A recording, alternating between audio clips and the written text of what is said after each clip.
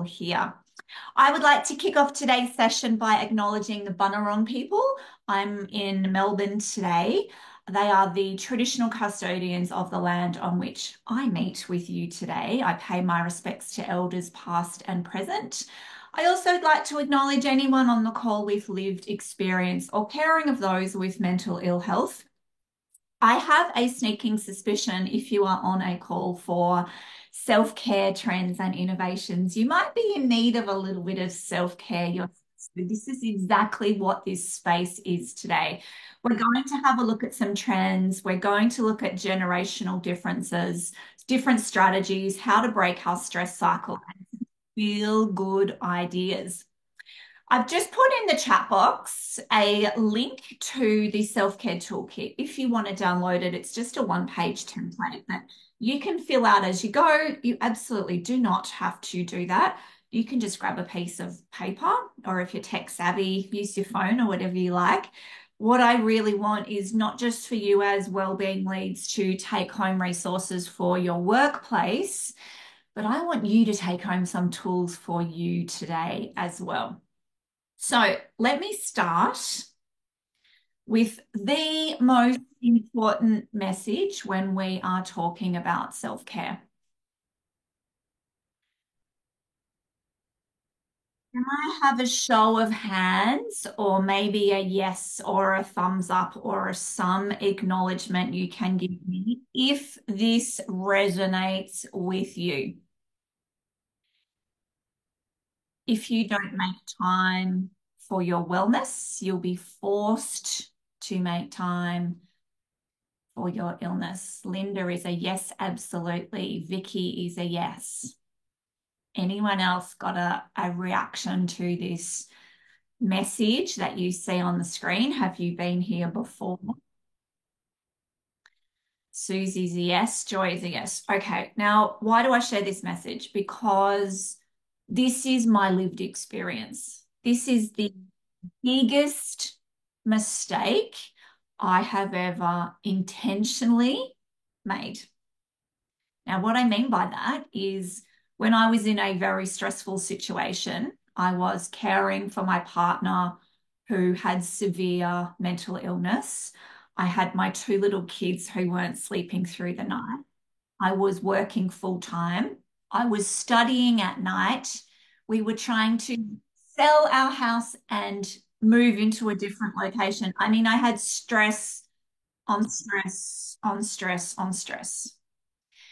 And the mistake I made when I was in this crisis situation was I deliberately made the choice to take all my self-care and just ditch it over there. I remember intentionally thinking, I am just going to do everything I can to help my husband recover, to protect him from stress. I'll just take on everything. Certainly don't have time to exercise, go to yoga, do my counseling. I'm just going to ditch my self-care and I'll come back to that once I've fixed everyone and everything else. Does anyone on the call relate to that? You might have a similar story or a similar thought pattern. I'm going to do all this stuff at work that's really important or care for all these people. And your intention is probably right. It's probably aligned to your purpose. You want to help all of these people. But if we don't make time for our own wellness, we do get forced to make time for our illness. And my illness came in the form of complete physical and mental burnout. I had a systemic infection. I had pneumonia. I had a heart infection. I had a complete mental breakdown. And all of those people I was trying to care for, my village, they had to come and look after me for 3 months. So I actually couldn't do all those beautiful, well-intended things I wanted to do. I want to start with this message because if you don't take this home and commit to this one thing, it's really hard to take on any other strategies, either in your team or for yourself personally. So please make a note, take a photo, whatever you need. If you don't make time for your wellness, you will be forced to make time for your illness. Let me hear from you. How are you feeling today? Do you read that message? Do you hear my story and think, I am on a path to that right now? Or do you think, no, I'm feeling pretty good. I'm actually thriving right now. I've got good life perspective. I've got good life balance. Just scan the code and just pop in a word that best describes how you are today. How is your well-being today? Let me refresh this screen and let's have a look and see. Yeah, overwhelmed. I had an episode of overwhelm yesterday. It happens to all of us, right? Positive, great, energetic. Good. There's some nice ones there. Good in the chat. Thank you, Caitlin. Feeling stressed. Balanced. Nice. Feeling accomplished. Oh, that's a nice feeling. We have stressed, exhausted, flat. Range of different words that are coming out now. At my worst. If you are at your worst or you're someone who has put a word in here that is showing that you are really struggling, please pay attention in particular to what you need to get your support immediately, as in today. So this is a lovely place to start, but when you get off the call today and you are really struggling, make sure you are reaching out to your GP, to your family member, to your friend to get that extra support that you might need. Okay, so we've got a range of different things going on here. What I want to dive into, I mean, we've done this for a reason, right? We've done this to really acknowledge, let's be self-aware and work out where we're at and how much self-care we need. So I want to dive into some self-care trends that we are seeing, and then we're going to talk about why we actually need self-care and what some of this healthy and unhealthy stress might look like. So let's jump in here and have a look.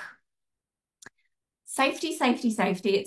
It's definitely the number one thing I'm hearing this year. It was the same last year, in particular, psychological safety. So people are talking about not just this mental health focus, how do we create a safe space? How do we connect and how do we communicate with each other?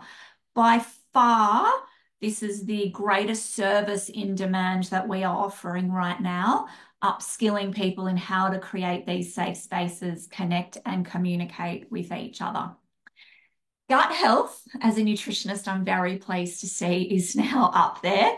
Looking at probiotics, prebiotics, ultra processed foods, even microbiome and analysis, which is really interesting. The third one kind of comes a little bit more generally under the self-care bucket. Under recovery and resilience, we're looking at things like hot therapy, cold therapy, float therapy. Anyone else a big fan of float therapy? Let me know in the chat box. I absolutely love it. Mindfulness, holistic well-being. And we know that millennials are spending twice as much time and dollars on self-care as baby boomers. So this new generation that are coming into our workplace, they have an expectation for self-care and employee well-being, right? Really important. We are focusing on it. Amy and Becky love float therapy too. Maybe we should join up one day and go together. Financial wellness, we all understand the financial crisis right now. Cost of living is through the roof. I didn't have a big demand for financial wellness up until this year, and now a lot of our clients are asking for it. So go and explore services, support, coaching, anything you can offer in this space. Fasting, big word. Intermittent fasting, we know about nutrition, but we also look at things like dopamine fasting, social media fasting. I've even seen skin fasting popping up. So actually the word fasting is something that is trending. And sleep has, look, sleep is not a new self-care tool, right? But sleep is something that people are really struggling with because of the absolute inundation of tech and of dopamine hits we are getting. And I'm going to talk about that in a minute. So people are really going back to basics with sleep hygiene, wearables, body pillows, sleep pods, Aura rings, tracking devices. I've even seen a smart bed that makes your coffee for you in the morning. Seems a little bit ironic to me. But the whole idea of trying to improve your sleep and your recovery is really important. Now, why do we want to talk about self-care? One of the most important reasons is we want to make sure we are staying on the healthy stress side. So this lovely green side keeps us at our stress at a healthy level. This is like a medium, low, or moderate amount of stress that is actually good for us. It helps us perform high productivity. It's a situation like a short-term deadline at work or something you've got coming up. You can perform really well, and then the deadline passes, and then you feel relaxed, you feel pleased, you feel a sense of achievement. It's actually a really healthy stress. The problem occurs when the stress goes on either for too long or it's too high. And in the situation I just described to you, where I was in this high stress crisis situation, that went on with me ditching my self-care for almost a year before I was hospitalized. So almost a year of very high adrenaline, very high cortisol. I am going at a million miles an hour. I am not sleeping. I'm not eating. I'm not exercising. I am doing all the wrong things. And guess what? I burnt out.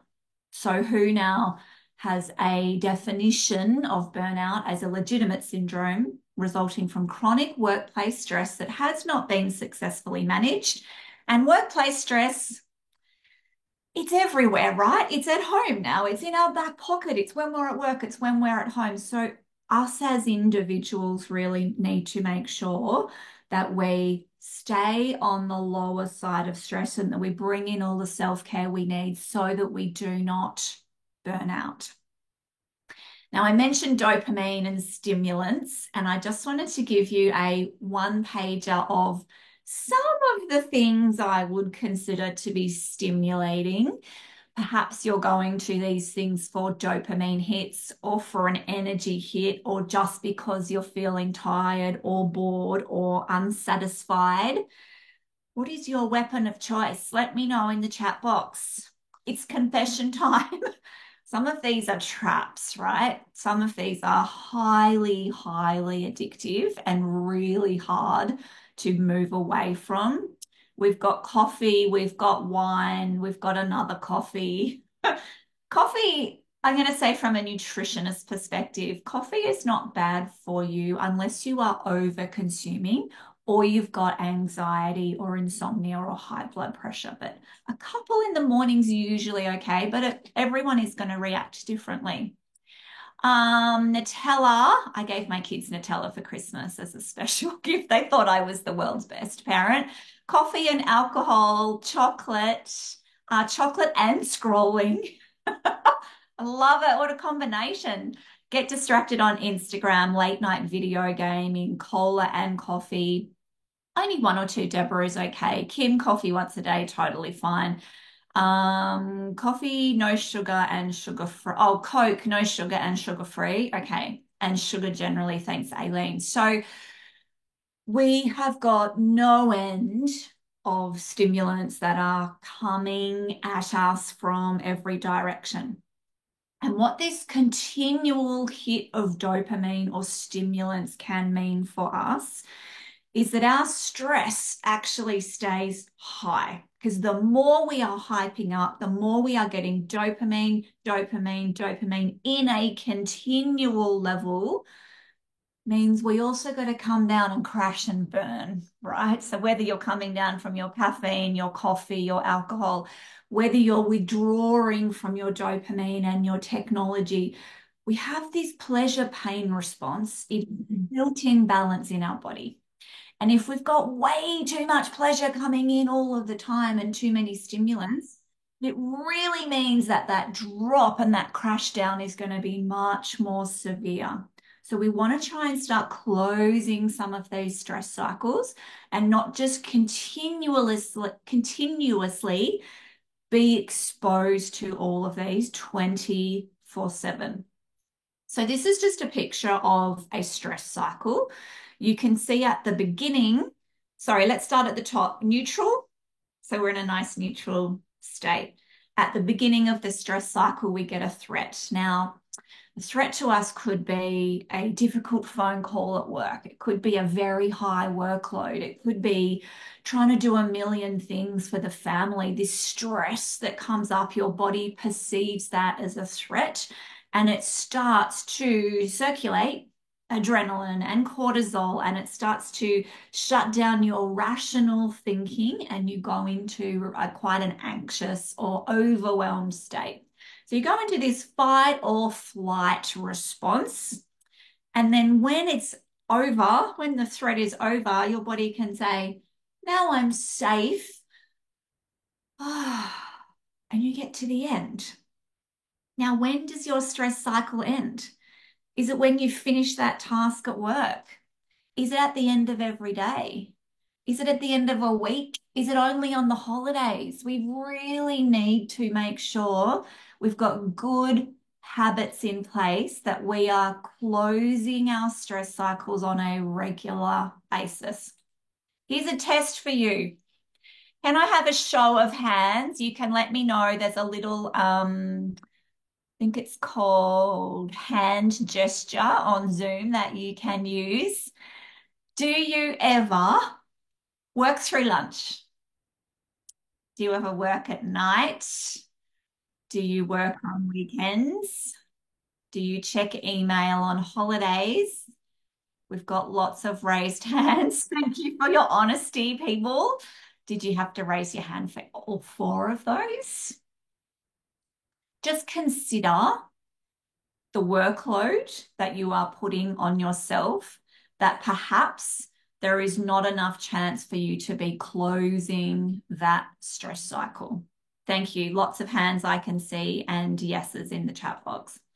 If this is you and you can see that you are not closing that cycle, my recommendation to you is to start a micro break mindset. Now, this is really good for people who are particularly overscheduled. If you answered yes to all of those, you might say, I don't have time to actually take a break. I don't have time for lunch. I don't have time to do any of that stuff. Just start with 5-minute breaks. Schedule into your calendar 5-minute breaks in between your meetings. So move your meetings back to 55 minutes or 45 minutes, or in between patients. Can I take a minute to deep breathe on my way back to the nurse's station? Can I take 30 seconds for a power break? Can I book in a lunch break and take it and not take my phone with me? Can I actually take my lunch break? Or do you just need to move and stretch? Do you need to deep journal? Do you need to laugh? Do you need to cry? Do you need to create, write some stuff down? Do you need to connect with friends? So just write down for you. It's going to be different for everybody, right? What is your thing you can do that you know really helps you take a micro break? One of our facilitators is a clinical psychologist, and she says to me, in between every patient, I sit in my room and I roll my shoulders. And what I am doing is I'm breaking that cycle and that energy from what I have put out into that session, and I am resetting myself. And then I am ready for my next patient. So it can be something really, really tiny. Thank you, Amy. Start every workday with a mini mindfulness meditation. Oh, I love that. Can you do that for all of us? That sounds amazing.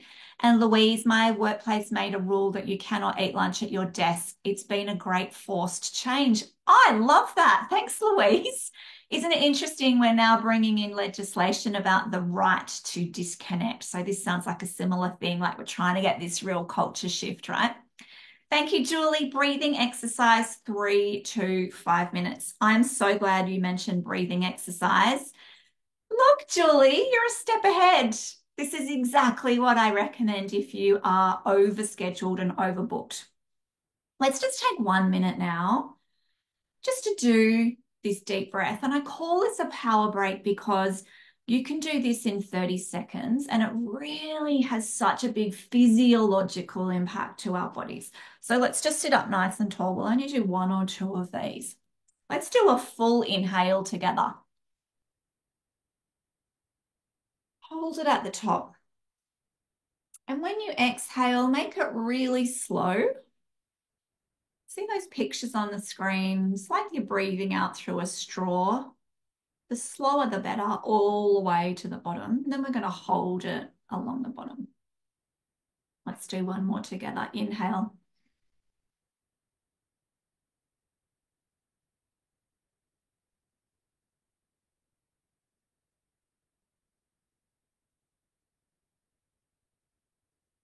The beautiful thing about this deep breath is that what it's doing in our body is expanding our diaphragm. It's sending a message straight up our vagus nerve to our brain to say, I am safe.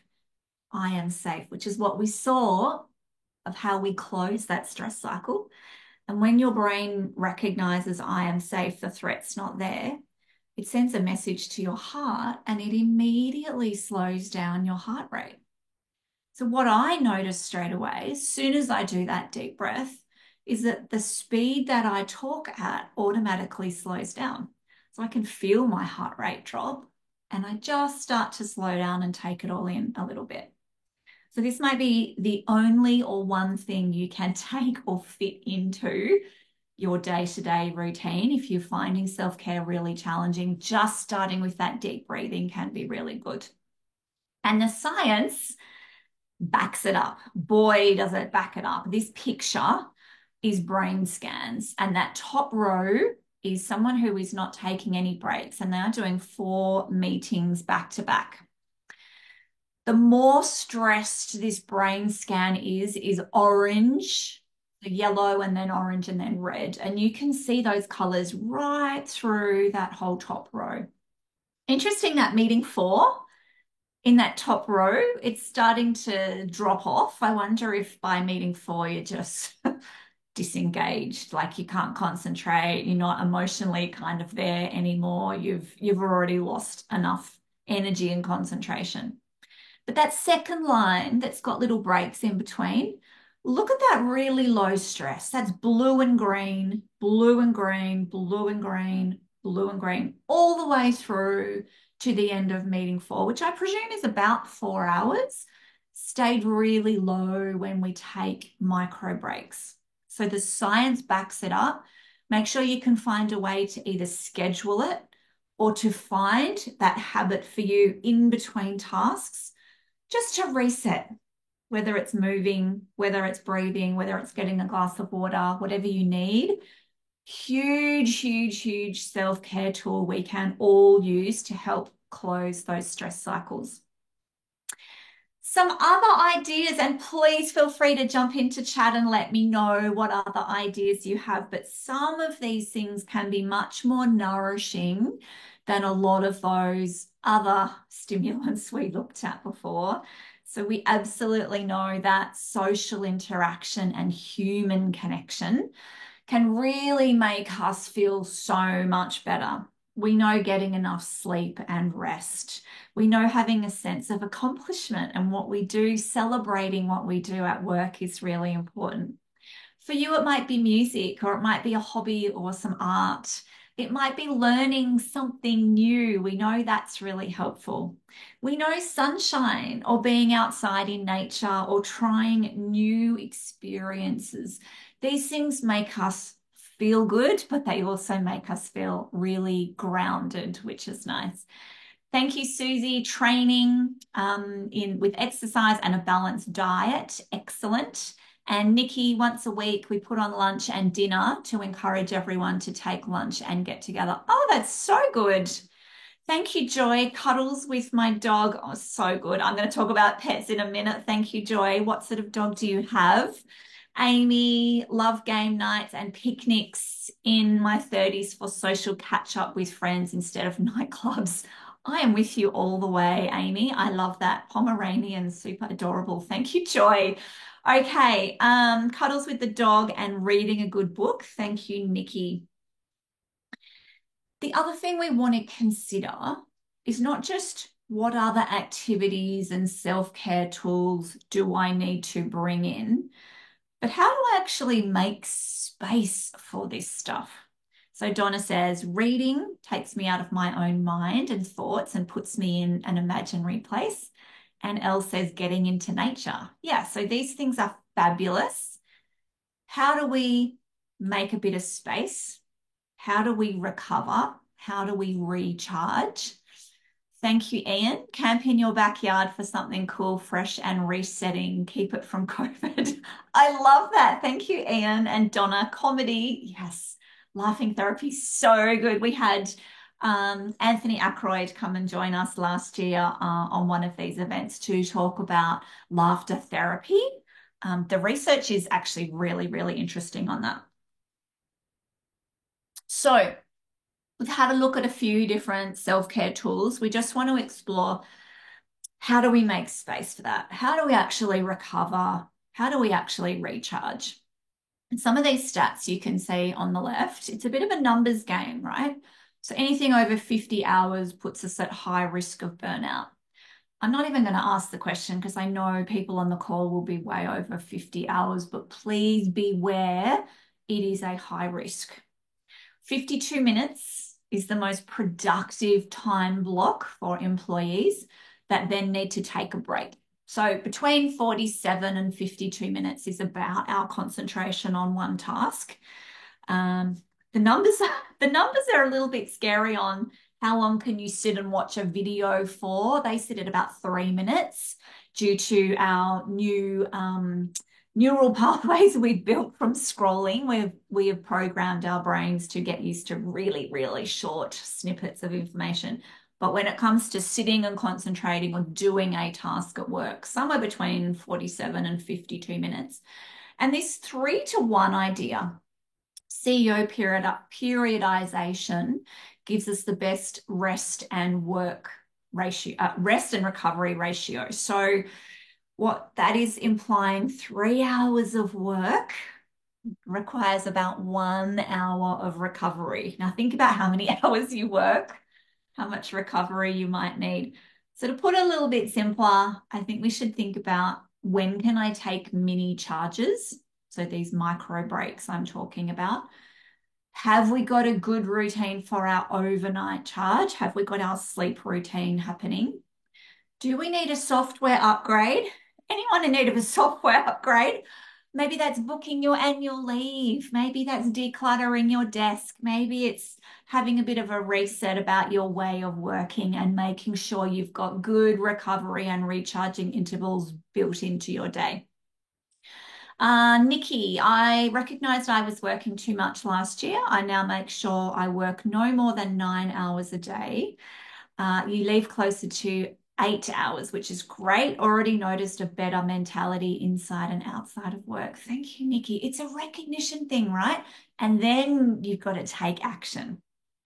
So think about the rest that you get. Just want to explore a few different ideas of rest. Let me know in the chat, how do you rest? What is rest for you? It could be active. It could be passive. It could be sensory. I feel like we all need sensory rest. The amount of tech we have coming at us all the time, needing to put boundaries in place, right? For that constant noise, that constant light, that constant stimulation that is coming at us. I think sensory rest can be really helpful. One idea for sensory rest might be driving to or from work with no radio on and just having a bit of silence just to process what's happened or to transition into your home life. Thank you, Vicky. Walking outside, yeah, watching TV at end of the day. Great. So whatever works for you to down regulate, for you to get some rest and recover is really important. I'm going to do a live demo now, so feel free to use the toolkit that I've put in the chat box. Let me just pop it in again in case you joined us a little bit later. It's just a copy of this sheet, so you don't have to print it off. You can just use a piece of paper, but I thought it just would be nice for everyone to leave with some tools specifically for you. So for you to build your own toolkit. This is an example of a self-care toolkit workshop that I run in workplaces all over Australia. I do these both online and on site. They work for pretty much every industry we have been to. They work for outdoor workers, they work for corporate, they work for frontline, because the way we design our self-care tools is individual. So everyone comes up with their own tools and walks away with a unique toolkit. So let's kick off with the physical tools, which is one section of your self-care toolkit. I just want you to write down, what is the first thing that comes to mind for you? What is the thing you need? Is it exercise? Is it sleep? Is it healthy eating? Is it what you are drinking? What is putting in your body? What are you doing with your body? What really makes a difference for you? So if you can just think of one self-care tool, just go ahead and write that down in the physical box. If you would like to share it in the chat, it's always helpful because sometimes you have an idea that someone else might not have, and it sparks a bit of inspiration for other people, and they think, "Oh, I'm going to start doing that too." So feel free to share them. That's always really helpful. Thank you, Vicky. Walking and yoga. Excellent. Now, why do we do 2 or 3 or 4 different sections? Because if your physical tools are unavailable to you, say you get an injury or you get an illness and you can't do your running or your particular type of eating, you need a backup plan, right? So the second section is environment. What can you do in your environment? What can you change in your environment that you work in, or that is at home? What about your home environment? Can you make any changes to those environments? Think about the colors, think about the temperatures, think about the noises, think about the technology, think about nature. Can I bring plants in? Can I have photos of nature? We know that that's cheating. It does actually the same thing. It produces these lovely endorphins and makes us feel calm. Thank you, Amy. Preeti, dancing. Thank you. I love this. Elle, intense exercise for you. Amy, stretching 3 times a week. Ian, swimming weekly, going to the ocean. Love it. Louise, walking desk allows me to get important movement into my day because it makes me feel good. Excellent. Amy, dim lighting once the sun has set. That's so good. Donna, play with your children or pets. Yeah, I love that. Julie, turn off the fluoro lights. Yes, I hate fluoro. I've really become kind of, what's the word? Intolerant. It's so not a word. Intolerant of those really bright lights and really wanting much more natural light. So I am with you, Julie. Kim, exercise and natural light. Excellent. So as long as you've got one thing written down in your environment bucket, is the one thing you might want to physically change that you know is going to be a little bit of a self-care thing for you and help reduce some of that stress, make you feel calm or make you feel productive or motivated. Thank you, Nikki. You changed to LED lights, possibly worse, as much brighter. Donna, colouring in. Excellent. Thank you. Section number 3 is relationships. Joy, you talked about your pet, and so has a few other people. This is about committing time to the people or the animals that you love. So is this people at work you want to spend more time with? Is this family or friends? Is this your pets? Is this actually connecting with complete strangers? We know that the research tells us connecting with strangers can be just as beneficial for us and them, two-way street, as it can be with talking with loved ones. So really thanking people who are on the front line, who are public facing, for the work they're doing, checking in, seeing how they're going. Detecting a theme, but put up 2 hammocks outside the backyard, very calming and immerse in nature. I love it, Ian. Your backyard sounds amazing. It's like a well-being retreat by the sounds of it. So as long as you've written down the name of one person that you can have an honest conversation with, you don't need 10 people in this bucket, just one is enough, or one idea. Just make it really specific. So it might be, I'm going to walk the dog at 6 o'clock with another person or on my own every day. So specific as you can get will really help you to achieve that goal. And the fourth one is mental. So it's totally okay to put anything that comes to your mind for your mental health. What is helpful for you? Is it journaling or writing? Is it talking with a friend or a counselor, a psychologist, a doctor, someone, a friend, a family member, anybody? Is that helpful for you? I've got a photo of money on the screen. That's because we know financial distress is a really significant risk factor for mental illness, particularly right now in Australia. So I just want to encourage you to think carefully about what is the issue that is causing my stress right now. Is it financial? Is it a relationship? Just try and identify what that is. We actually know that identifying and acknowledging, perhaps writing about it, makes a big difference, even without fixing the problem. So, identification and acknowledgement is really important.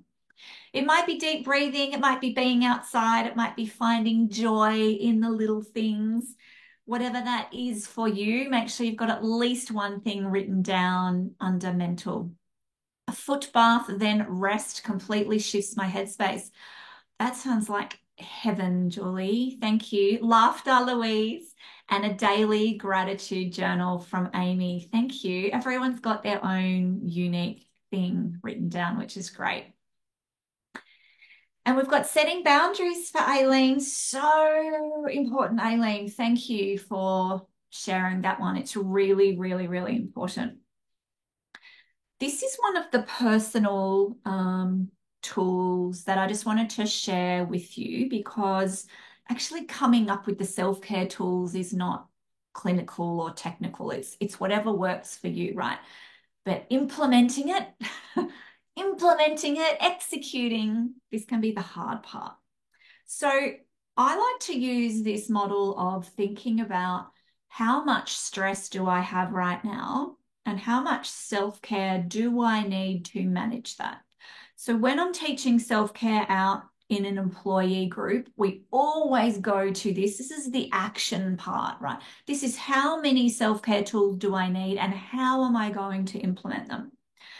So if your employee group or you today are feeling like you're on this tropical beach, lapping waves, perfect weather, you're just going to take your book along, work and life is feeling a-okay, you may not need to have a whole lot of self-care regularly scheduled into your week. You might have one or two things in there and you are cruising along and everything is great. If, like more than half of Australians, you are struggling right now and your beach looks really dangerous and unsafe, highly stressful and a bit scary, maybe overwhelming or causing a bit of anxiety, you will likely need more than one self-care tool. So grab your pen and circle 3 or 4 of your self-care tools if you are feeling like you are on that scary side. 3 or 4 tools that you will need to regularly implement to be able to keep your stress nice and low. So when I was put into the head of the crisis management team in 2019, I was working ridiculous hours, and all 1,500 employees were told to call Carly if they had concern about their health, which of course all 1,500 employees did. And my stress went through the roof. So I booked in counselling every week. I started making lunches and snacks and water bottles and all my food and bringing it to my desk. I started going to bed at like 8:30 every night. I mean, I needed every tool I had to try and cope with that because it went on for a significant amount of time. So this is a self-awareness model, right? This is how am I feeling today, which is where we started today's session. How many tools do I need? So let's work out. There is a second page, by the way. There's a flip side to that toolkit that I gave you, which is just a diary. It's a week calendar. So you just might want to open you might have a digital calendar now, that you might want to open. You might have a calendar, you might have a notebook to work out those ones you've circled. What can you start today? What can you schedule in on particular days or particular times that will actually get you to action it and execute some of your self-care tools? And of those, I only want you to pick one, and I highly recommend you pick an easy one. Just pick one self-care tool that we have talked about. It could have been anything from float therapy, mindfulness, recovery, any of the things we put into your self-care toolkit. Just pick one action, scan the code on the screen. Just let us know which one can you start today. Box breathing, lovely. High intensity exercise, a short walk each day. Excellent. I've been using that one actually in between meetings and events. I work a lot from my home office. I might just throw on my sneakers and just go around the block and come back, and really makes a difference to end that stress cycle, get a bit of a kind of a coming down from that high, and I can reset and then I'm ready to go. So really small amount of exercise can do that. Reading a chapter of a book 4 times per week. Lovely. I wish I could stay awake reading my book. I keep falling asleep, or I wake up with the book like fallen off my desk. I cannot stay awake. Be more active and eat healthy. Have a regular massage or spa therapy. Amazing. Turning good vibe music on at the end of the day. So good. Regular sleep, 30-minute walk, walking, meditation at 6 a.m. I love that.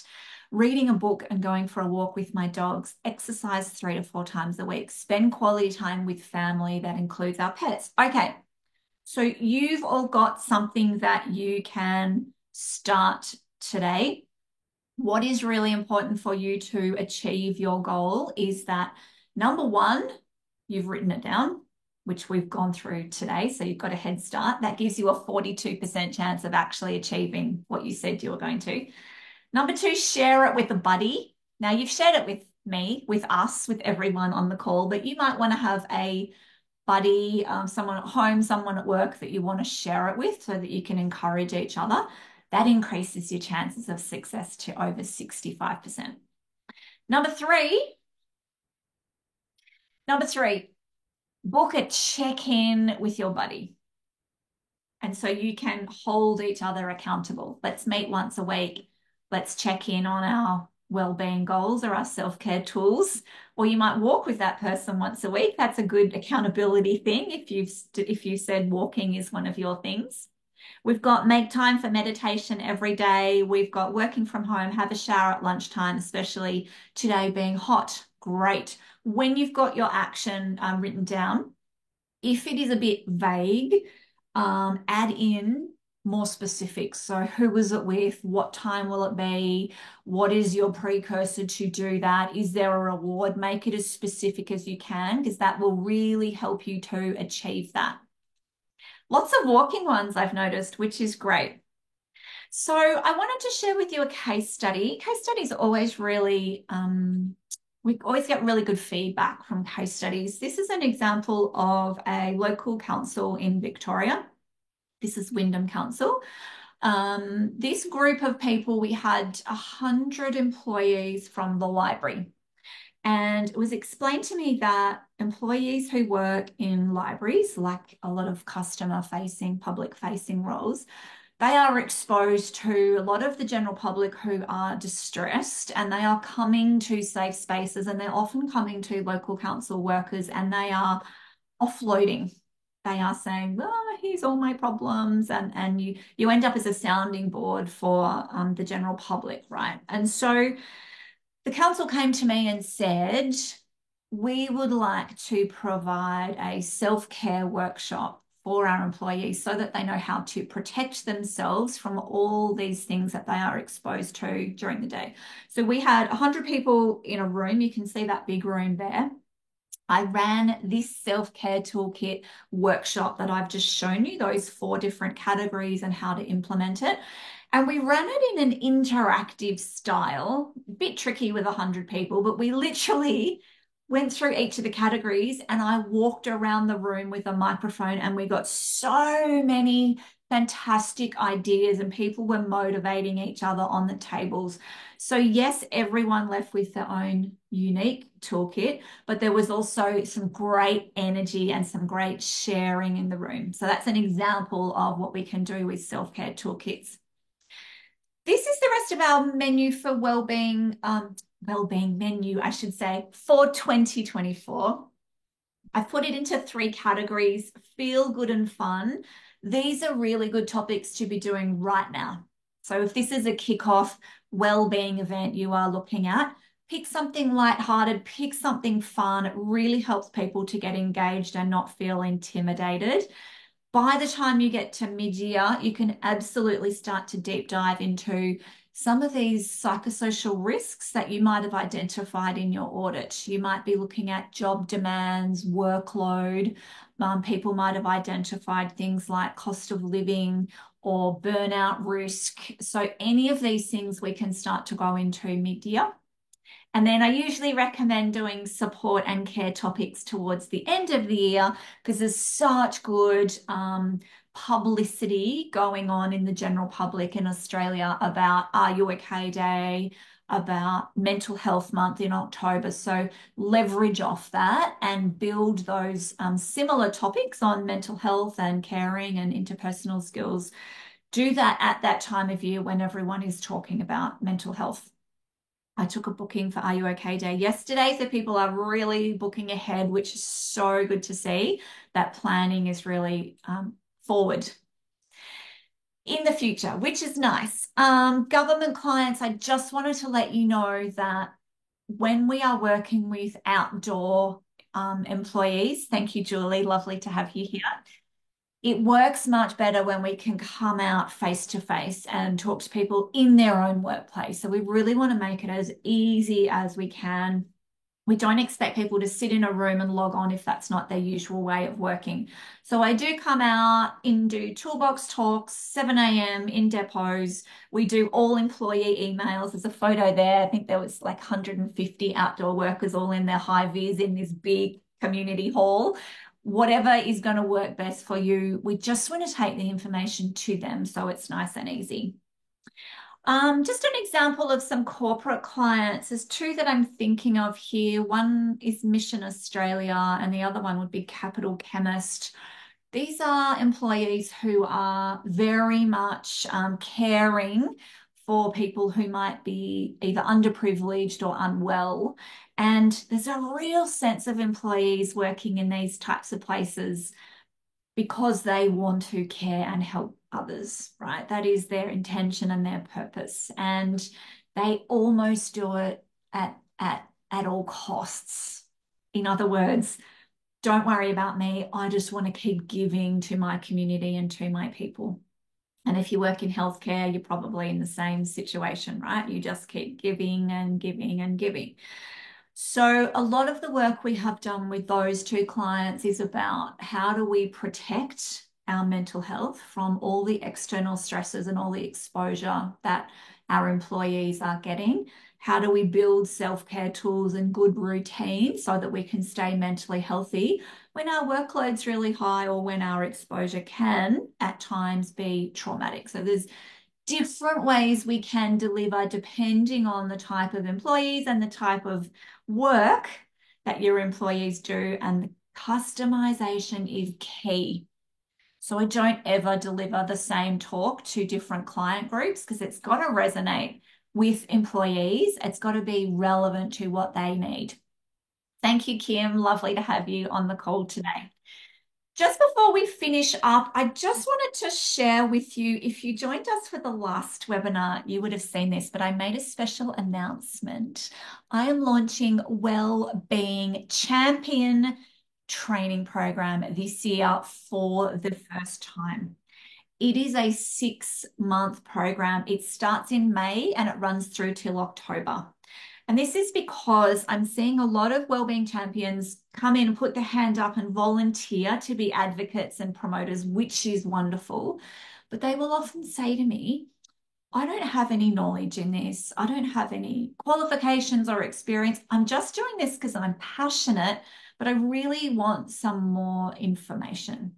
So, what I'm going to do in this 6 month program is cover psychological safety, mental health, physical health, workplace issues, and really deep dive into how do you be a good well-being champion? How do you role model? What are the roles and expectations? And then at the end, how do you actually customize well-being for employees? So it really gives champions a good foundation, a good understanding of what health and well-being is in workplaces so that they can do a much better job to be a well-being champion. I am opening registrations on the 1st of March. I have kept the cost down as small as I can. It's $900 as an enrollment fee. I've tried to fit that into a training budget for most companies. I've got Burwood Council coming and joining. Their 7 wellbeing champions are joining the program. So we know those 7 will be there. Then I'm opening all the regos on the 1st of March. Thank you, Elle. It was lovely to have you here. Okay, I'm on my last slide for today. I've got a few minutes left over, so feel free to ask any questions or put any ideas in the chat before we leave. The code on your screen is for you to download any free wellbeing tools that you might need. So I've got Wellbeing Champion template in there. I've got a checklist for creating a customized wellbeing program. There's a 2024 health dates calendar, and there's the wellbeing menu and delivery models. Thank you, Amy. When you get into that form, just scan the code to get access to all your tools. Tick on any of the tools that you want. There is also a space on there that you can tick if you need support with any of these services in your workplace. You can tick any of those, and I will send you through some info so that you've got all of that there. Just going to open now for any questions, and then I'm going to close the session. Thank you, Aileen. I'm glad these sessions are good reminders for you. Thank you, Louise. Absolute pleasure. While I've got Aileen on the call, Aileen from Nestle is going to be presenting a case study for us when we're doing optimizing the social brain. She's got this fabulous system going on at work to help people get connected. So I really look forward to hearing from Aileen at that session. I hope you can join us for that. And I'm just going to pop up the final slide, which is an invitation for you, I should say, to our wellbeing events by CWH. We've got 3 more coming up for the next 3 weeks. Next week, Bill Carson, and I'll be there in the background, but particularly Bill is an absolute expert in creating safe conversations. So Bill is going to talk us through difficult and challenging conversations at work. It's a really important session to come and join. The week after, Charlotte Jamison is going to be hosting Optimizing the Social Brain to Build Engagement. So Charlotte's research is all about reconnecting. It's about human connection and communication and why this is so important. And then the last week, I am going to be hosting Tricks of a Nutritionist for Super Busy Day. So I hope you can join us at these next sessions coming up. Thank you, Linda. Lovely to have you here. And Oriana, lots of practical tools to take away from today. I am very, very pleased to hear it. Thanks for joining, everyone. You've got the gift of time of 5 minutes. Please use your 5 minutes wisely. Do your self-care in these 5 minutes. I'll look forward to seeing you next week. Thanks for coming. I'll see you next time.